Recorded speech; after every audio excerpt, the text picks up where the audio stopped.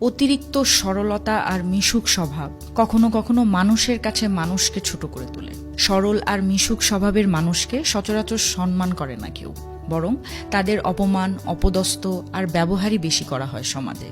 আপনি যখন মিশুক মনোভাব নিয়ে কারোর সাথে মিশতে যাবেন, তখন মানুষ আপনাকে একদম সস্তা আর সহজলভ্য মনে করবে।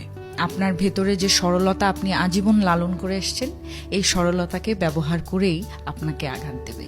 এমনকি আপনার কাছের মানুষগুলো এই সুযোগ হাতছাড়া করবে না, একদমই খেয়াল করবেন। নিজের ইগোকে তুচ্ছ করে যারা মানুষকে ভালোবাসতে জানে, সম্মান দিতে জানে, মানুষকে আপন করে নিতে জানে, পৃথিবীতে তারা মানুষের কাছ থেকে কষ্ট আর যন্ত্রণা ছাড়া কিচ্ছু পায় না, বিশ্বাস করেন। অতিরিক্ত সরলতা আর মিশুক মনোভাব নিয়ে মানুষের ভালোবাসা পাওয়া যায় না আজকাল। যা পাওয়া যায় তা হচ্ছে অপমান, অবহেলা, অবজ্ঞা আর একটি হতাশাগ্রস্ত জীবন।